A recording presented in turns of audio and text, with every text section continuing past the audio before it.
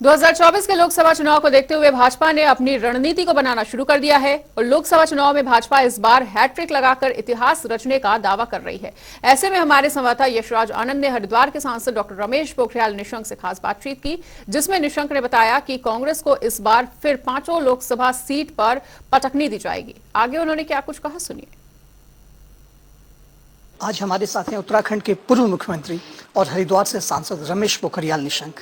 Sir, सबसे पहले मेरा प्रश्न आपसे है कि मेरा माटी मेरा देश एक कार्यक्रम चलाया जा रहा है जिसमें देशभक्ति से लोग ओतप्रोत अपने आप को उसमें महसूस करेंगे।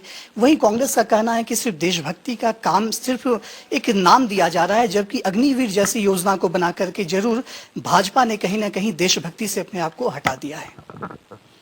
उनकी सोच ही ऐसी है। जिस अग्निवीर के बारे में वो चर्चा कर रहे हैं, यदि किसी युवा में देशभक्ति का जज्बा पैदा होगा तो वो जिस क्षेत्र में भी जाएगा उस क्षेत्र में मैदान को मारेगा। अब उनकी सोच ही इतनी है, उनको समझ में ही नहीं आ रहा है ये अग्निवीर है क्या योजना। अग्निवीर जो योजना है उसको थोड़ा सा समझ लेते, समझ होती तो, क्योंकि जिस पर जितनी समझ होगी वही तो बोलेगा। अब ये अमृत योजना के बारे में ये कहते देशभक्त, आप कह रहे हैं कि अपना देश अपनी माटी, देशभक्ति का जज्बा तो पैदा तब होना है।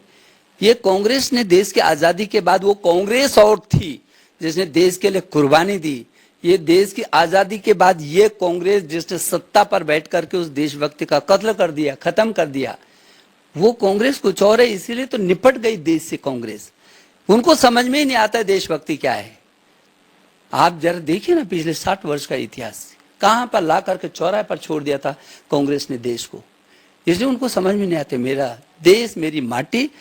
ये जो 15 अगस्त का दिन है ये पूरे देश के लिए, बच्चे बच्चे के लिए स्वाभिमान, सम्मान और देश की आत्मा से जुड़ा विषय है।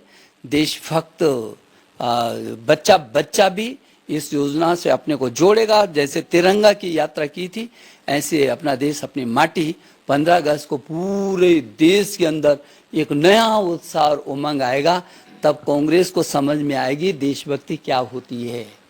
सर, अभी जो उत्तराखंड को 951 करोड़ रुपए मिला है, इस पर कांग्रेस का कहना है कि ये 951 करोड़ सिर्फ एक छलावा है, क्योंकि 951 करोड़ के रूप में एक ऋण दिया गया है उत्तराखंड को। तो यदि केंद्र सरकार को उत्तराखंड से इतना ही प्यार है तो वो ऋण ना दे करके इसको 951 करोड़ रुपए एक सौगात के रूप में देती। ये वो कांग्रेस बोलती है जिसने कहा था कि उत्तराखंड का निर्माण हमारी लाश पर बनेगा। इनको तो कोई नैतिक अधिकार ही नहीं उत्तराखंड पे बोलने का।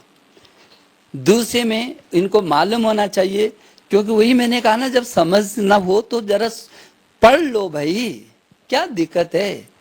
उनको मालूम नहीं है कि ये जो पैसा हमको मिल रहा है ये विशेष राज्य का दर्जा प्राप्त है उत्तराखंड, जिसमें 9:10 का रेशो होता है। 90% भारत सरकार का अनुदान होता है, 10% केवल प्रदेश को अपना लगाना होता है। उनको पता ही नहीं है। तो जिनको पता ही नहीं उसके बारे में मैं क्या कह सकता हूँ। लेकिन मैं भारत सरकार का धन्यवाद देना चाहता हूँ कि वो उत्तराखंड के लिए कोई कोर कसर नहीं छोड़ रही है। और हमारे प्रदेश के मुख्यमंत्री भी रात दिन खप रहे हैं और भारत सरकार से पैसा ला रहे हैं ताकि इस राज्य को प्रगतिशील राज्य, विकसित राज्य की श्रेणी में एक मॉडल स्टेट हम बना सकें। उस दिशा में मेरा काम चल रहा है। राहुल गांधी पर जो सुप्रीम कोर्ट ने स्टे ऑर्डर लगाया है, इसके बाद लगातार कांग्रेस कह रही है कि उनका बब्बर सरे अब संसद में दहाड़ेगा, एक तूफान आ गया है। तो इसको आप किस रूप में देखते हैं? क्या राहुल शेर को आप बब्बर शेर के रूप में मानते हैं या तूफान के रूप में आप संसद में देखते हैं? आपने नहीं देखा बब्बर शेर को? सभी ने तो देखा है, और तूफान को भी देखा और आंधी को भी देखा है। जब उन्होंने कहा मैं बोलूंगा तो ये हो जाएगा, और खोदा पहाड़ निकली चुईया। ऐसी बात क्यों कहते हैं जिसमें दम ना हो? अरे उतनी ही बोलना चाहिए इतना जितना। ऐसा है, हमारी पुरानी कहावत है लोगों की, पुराने बुजुर्गों की, उतने ही लंबे पाँव करो जितनी लंबी चादर हो। यदि चादर छोटी हो और पाँव ना हो तो नग्नता दिखाई देगी। तो मेरा सुझाव है उनको उतनी ही बातें करें वो।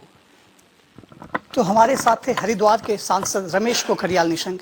इन्होंने बेबाकी से बताया कि हरिद्वार से यही विजय घोषित करेंगे, यही विजय हासिल करेंगे, क्योंकि इनके अगेंस्ट कोई भी खड़ा नहीं हो सकता। और जहां बात रही हरीश रावत की, तो वो बिल्कुल इनके समकक्ष नहीं है। कैमरा पर्सन रोहित के साथ मैं यशराज आनंद, जनता टीवी, देहरादून।